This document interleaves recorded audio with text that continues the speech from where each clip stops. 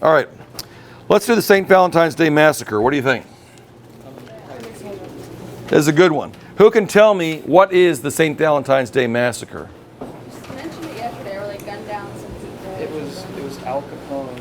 It was Al Capone, and he lined up all of his rivals, all of his competitors, against a wall in Chicago. It was a brick wall, and he just took a Tommy gun, and he plowed them down.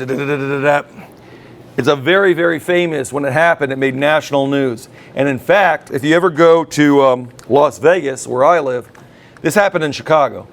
If you go to Las Vegas, the Mob Museum, they've opened up a new museum called the Mob Museum, and it has all the history of Prohibition and the gangsters and mafia and everything else, and Al Capone.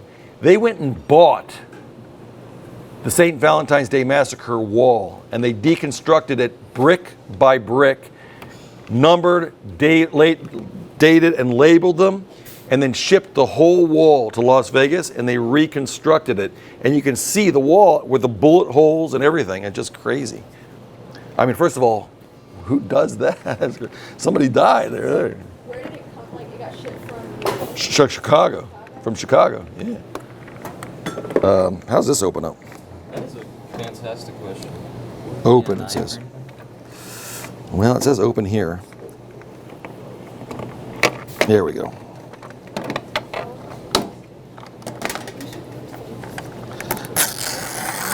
Okay. Can we transfer this into a container? Yeah. Would you want like a squeeze bottle or? We can do a squeeze bottle and then freeze the rest of it. If you got one of those, that's fine.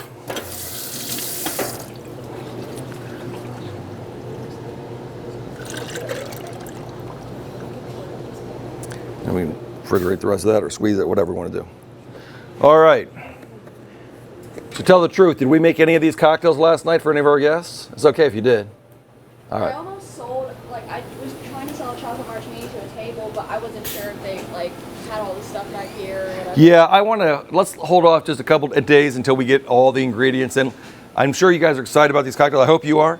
But let's wait until we get them all in, and then we'll roll it all out together as a team, all right? So somebody else suggested they wanted to do that yesterday. I said, let's wait a little bit. But thank you. I'm glad you guys liked them. All right. People don't always know what they want to get. And they come and they want to drink, but they don't know what they want, and they don't want a crappy cocktail. So they just go, I'll just have a gin and tonic. You know what, I'll just have a vodka soda. I'll just have a Red Bull. And by the way, Red Bull, but whatever, people love it. My point is, they're not going to know about these new cocktails unless you guys tell them about these new cocktails, unless you guys sell them in on these new cocktails.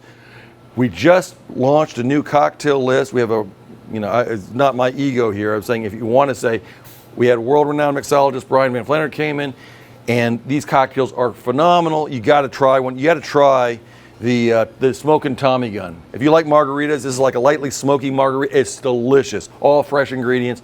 Got to sell them in. Put a little spin on it. But people will love these. All right, let's do this cocktail. The St. Valentine's Day Massacre. Why don't you guys tell me, is this cocktail shaken or stirred? Shake. Okay, great. What's the first ingredient I'm going to add? How much simple? 1 ounce of simple syrup. Thank you, good sir. Guys like simple. Okay, here we go. What's the next ingredient? Half an ounce of lime juice. All right. Okay, what's next? 1.5 of the passion fruit puree. 1.5 ounces of the passion fruit puree. Got it right here. Okay, what's next? 1.5 ounces of vodka. Okay, what's the glassware in this? Champagne flute. Champagne flute. Okay, and it says it has a lime wedge on here. That's fine. We'll do a lime wedge. Where are my lime wedges? Did I throw those away? Shame on me. There's some in the garnish tray over to the right. Okay. Okay. This looks particularly good with the turtleback, so I'm going to try to do the turtleback on this one. Put that on there. And then we're going to go ahead and shake it. Add ice. 2/3 ice. Put the lid on top. Nice firm seal. And it takes a very confident bartender to know that they have a nice tight seal when you do that nice firm smack. That's why we do it down on the bar and not in our hands. Okay? Fingers on the bottom, pinky on the bottom, thumb on the top. It's a nice firm grip. Shake it, don't fake it, and you know, it sounds like I'm being cheeky, but I really can't be doing anything else in that moment. So I always smile. I want people to look at you and see what's going on. And if you're just looking sad, they're going to feel bad for you. All right, now what I'm going to do? Taste the cocktail. Don't forget to taste your cocktails for balance. Very flavorful, very tasty, but in this particular case, it needs a little bit more sugar. I'm going to tumble roll that once. I don't have time for more than one adjustment. Just trying to get it closer in the middle of that flavor zone.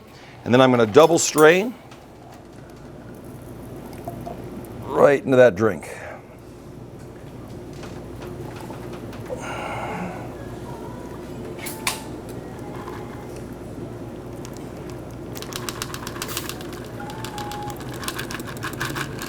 You forgot to add your Prosecco. Oh, thank you. And when that happens, and that will happen, Moscato d'Asti, right? Or is it Prosecco on this one? Prosecco right Is it Moscato? Great, we have Moscato. In this case, I normally would have added it to the tumbler, but because you caught me and I said, oh, I forgot to add that, I don't want to over pour, but I'm going to add it there to the top. In this case, I'm going to take my bar spoon, as we discussed the other day, and I'm just going to pull from the bottom and pull up, and that's going to mix everything throughout.